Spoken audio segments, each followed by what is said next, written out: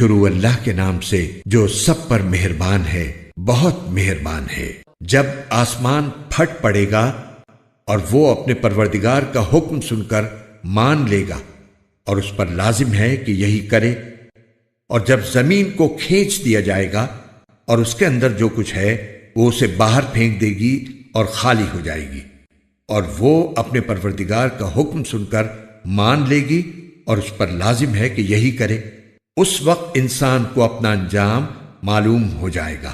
اے انسان، تو اپنے پروردگار کے پاس پہنچنے تک مسلسل کسی محنت میں لگا رہے گا یہاں تک کہ اس سے جا ملے گا۔ پھر جس شخص کو اس کا اعمال نامہ اس کے دائیں ہاتھ میں دیا جائے گا اس سے تو آسان حساب لیا جائے گا اور وہ اپنے گھر والوں کے پاس خوشی مناتا ہوا واپس آئے گا، لیکن وہ شخص جس کو اس کا اعمال نامہ اس کی پشت کے پیچھے سے دیا جائے گا وہ موت کو پکارے گا اور بھڑکتی ہوئی آگ میں داخل ہوگا۔ پہلے وہ اپنے گھر والوں کے درمیان بہت خوش رہتا تھا، اس نے یہ سمجھ رکھا تھا کہ وہ کبھی پلٹ کر اللہ کے سامنے نہیں جائے گا۔ بھلا کیوں نہیں؟ اس کا پروردگار اسے یقینی طور پر دیکھ رہا تھا۔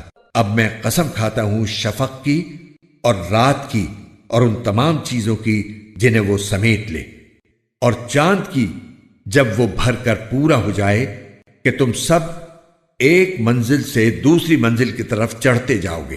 پھر ان لوگوں کو کیا ہو گیا ہے کہ وہ ایمان نہیں لاتے، اور جب ان کے سامنے قرآن پڑھا جاتا ہے تو وہ سجدہ نہیں کرتے، بلکہ یہ کافر لوگ حق کو جھٹلاتے ہیں، اور جو کچھ یہ جمع کر رہے ہیں اللہ کو خوب معلوم ہے۔ اب تم انہیں ایک دردناک عذاب کی خوشخبری سنا دو۔ البتہ جو لوگ ایمان لے آئے ہیں اور انہوں نے نیک عمل کیے ہیں ان کو ایسا ثواب ملے گا جو کبھی ختم نہیں ہوگا۔